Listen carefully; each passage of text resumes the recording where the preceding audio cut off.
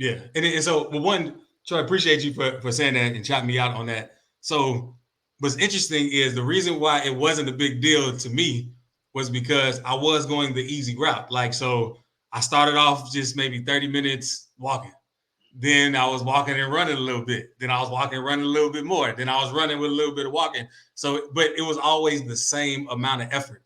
It wasn't like I was just pushing myself all the time. So it's like it was almost effortless to achieve it. That 2 days before I did that, I had did it with 3 miles. So in my mind, it's like, oh, I already achieved it. I'm already there. What's another mile? And it's still great. It's just that I didn't recognize it until you really said it, and I appreciate it. It was like, yeah, you're right. That is something special. But I'm gonna show you something too, bro. And again, shout out to you, Timo. We good, man. And like I said, you joining us today is everything. Like anytime anybody comes on and gives any kind of energy, it's the best in the world. Yeah. But look, on TikTok, right? I've seen people's work, and I'm only using working out because we're talking about running. But I literally I saw this lady, and they got these sleds that people push to, I guess, build up strength or whatever, right? And they showed her in 2021, right? In 2021, she was pushing the sled across the floor. And I'm not saying that it was either hard or easy. All I know is she was doing it, right? I cannot judge what's hard or easy to a person, right? And so then they showed her 3 months later and she was pushing it. It looked like she was going a little faster, right? Again, I don't know whether it was hard or easy. And then up until this day, she's lost all of this weight and she was pushing it fast. And again, I don't know if it's either hard or easy. But the thing that I do know is she started and she got to an end point, and she was, in a sense, celebrating herself. And the crazy part about it was, I have no reason to watch this lady pushing this sled. I wasn't attracted to her. There was nothing that was it was nothing that should draw me in outside of the fact that, okay, this lady is celebrating herself, and I can see that there's joy, and I felt the win for her.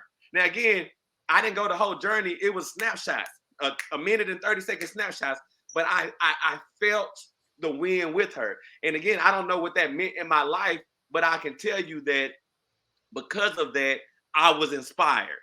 I was just like, I can get to a point. Go ahead, Jay. Yeah, no, you're right, and that's true. Which is why we should be ourselves fully and celebrate those wins, because it's not only that you always celebrate things, you claim it as your own. Like if your city's team wins, your sports teams win, we won. You didn't have anything to do with that, but you felt like you were part of it. If your culture or your school wins something, or your city, your town, even even the Olympics when Usain Bolt and Michael Phelps were in Yeah, it. Like Michael Phelps, he was repping the U.S., but we were just celebrating his greatness. We felt like it was a win. Usain Bolt wasn't repping the U.S., but we still felt his greatness, celebrate it. and we celebrated like because it's joy is universal, and love is universal. Like everybody understands that without having anything, which is how you know it's real. Where fear, on the other hand, is something that if you told me your fear, again, I'm gonna look at you like, man, that's nothing to be afraid of. You're stronger than that. You're better than that.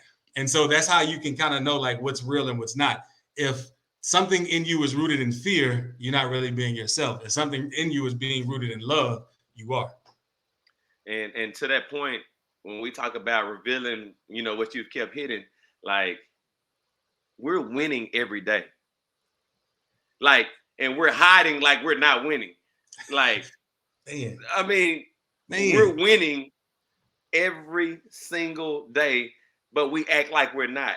And that's the reason why, to me, celebrating things are it's big, it's huge, it has to happen. And I want to go back to your point about like sports. I remember I was at a Mavericks game one time, and at this game, they had at halftime they have people come out and they shoot shots from half court to win money. Oh, right. But this day they were giving like an 80-inch screen TV away, right? And so the crowd is watching this dude come out and he shoots the shot, and everybody was like, oh, all right. And so the dude was like, should I give him another shot? And they was like, everybody was like, yeah, give him another shot. So he shot it again, and everybody was like, oh, all right. And so the dude was like, I'm gonna give him one more shot, right? And so the dude gets the ball and he shoots it and he swishes it. Now, the way the audience was yelling, you would think that the Dallas Mavericks just won the championship. Like you would think, like you wouldn't even have known that many people was engaged. But the reality of it was we celebrated like we had an 80-inch TV that was finna roll home with us. And so, like, that's the reason why getting up out of bed, I'm not telling you to tell the world, hey, guess what, guys? I made it out of bed today. But you need to tell yourself. You need to tell yourself. You need to be like, dang, I got out the bed today, right? Because what's going to happen is that's going to start to translate to everything you did. Man, I taught my kids something new today. Man, I really did. You can like, look, I cooked something new today. Oh, I figured out something new in this book today. Like, those are wins, and that translates to people. Go ahead, Jay. But yeah, but like you said, maybe don't tell everybody you woke up today. But if it's said with that much joy, people would love to see it. I would watch that. Like anything with joy in it is just something that you're just drawn to. It's you can't help it because you see yourself in it. Like we all are made of joy, and when we don't allow ourselves to be joyful and see joyfulness, that's when we're not happy with ourselves. That's when we're hiding in a sense, trying to not be light. But we should light up at all the time. And you know what? I think I love the term that you said. That's the things that we're drawn to. Like, and the reality of it is, we can be drawn back to ourselves. And what I'm saying is, if I wake up, and again, I get it. What we're saying is not the easiest thing to do because I don't even do it every day. I don't wake up that excited every day, right? But if I get up and I'm really happy and I'm really feeling myself, then I'm going to start being more drawn to myself. I'm going to start being more into what I got going on. And again, that's going to resonate with everything that I'm not going to just say people, everything around you. Go ahead, Jay. Yeah, you actually make a good point because people are drawn to what they think they are. And like when people, like when you had said, I don't wake up happy every day. Like some people love listening to people say things like that. Like the world isn't a great place to be. It's terrible. And people are drawn to that because they believe that that's the state that they're in. When the world can be whatever you want it to be because you are the one that's giving it its meaning. You are the one that's giving it its purpose. It's like, you're like, what is my purpose in life? Whatever you do on purpose. Whatever you do on purpose, boy, that's covered. What is your purpose in life? Whatever you do on purpose. So I guess in summing this kind of up for me, like, number one, I would say stop hiding from yourself. Worrying about other people is a whole nother step in this. That's just a whole nother thing. But appreciate yourself. Like, acknowledge every step. Wake up, and if it was tough for you to wake up, but you do decide to get out of bed, you need to be like, man, I did that. Yeah. I did that. Go ahead, Jay. And create. Create.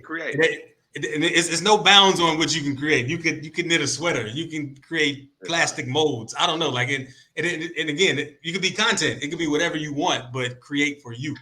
You know what that made me think of? I know we're supposed to be wrapping it up, but it made me think of some of my elders. I'm gonna say it like that. And fortunately for me, being young at some point, and I was managing people, I managed people that were always older than me. And one of the things that I found that my elders would always do, they would always take on a new craft. They would start cooking new stuff. They was, like you said, they would start knitting. Like, some of them was like, Troy, can you teach me how to do some of this internet stuff? Like, they were always trying to figure out a new way to bring more things into their life that they may have not looked at in the past, or they may have judged in the past, and now they wanted to be a part of them. And so I love when you say create, because creation is everything. And not only do you create, when you create and share. Like, show people how creative you are. Show the people in your family how it don't have to be on social media. Show the people closest to you how creative that you are. Shouts out to my Uncle Didi, right? Now, my Uncle Didi is a comedian. He also worked in a job for like 1,000 years. Shouts out to Didi for working for 1,000 years on a job. And in this most recent year, he started cooking. Now, the thing that I would have never thought from my Uncle Didi was to be like a baker. Like, I never thought that. Now, he might have always been a baker in his heart, but he might have not just been wanting to share that he probably was interested in baking, because what does a baker and a comedian have to do with each other? Well, to me, it has everything to do with each other because that's what he is, right? But the thing is, now he's creating, and when he does put stuff up, he brings it in, lets us taste it, and I'm like, okay, pretty dope with that. Or he might share it on social media. But the thing that's most important of it all is that the times that I've seen him and he talked about it, he was so happy. It didn't even have to do with the product. It didn't even have to do with what he shared on social media. Like, I'm just saying, he was so happy to talk about these things. And to me, that's a prime example of when you share who you are and you stop allowing those things to be in the background, there is a joy that comes along with that you cannot describe. Go ahead, Jay. Yeah. Shout out to Didi. If you ever make a comedy cooking show, I'm definitely gonna watch that. They go together like glue and something. Real talk though. but yeah, definitely appreciate everybody that joined us this week. Next week we're gonna be talking about remembering what works. So like we've talked about this is our 4th year, like the start of our 4th year. And throughout these years, we talked about a lot of stuff, a lot of things to implement, and we're gonna kind of revisit some of these to see what actually works and what sticks, what didn't stick, and why, and things of that nature. So make sure you join us next week.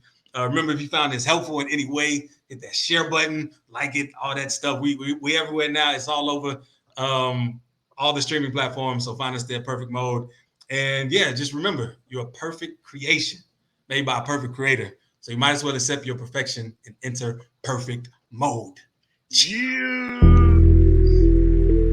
If I reminded you that you are perfect, would you argue me down or step into your perfection? Welcome to Perfect Mode, where there are no excuses, no expectations, and we explore the world without limitations. I'm Jay Clay, rapper, the spiritual teacher, with my co-host Troy Washington, your friendly neighborhood realtor. Let's be real, so let's be perfect. Perfect. Everything, anything, many things, plenty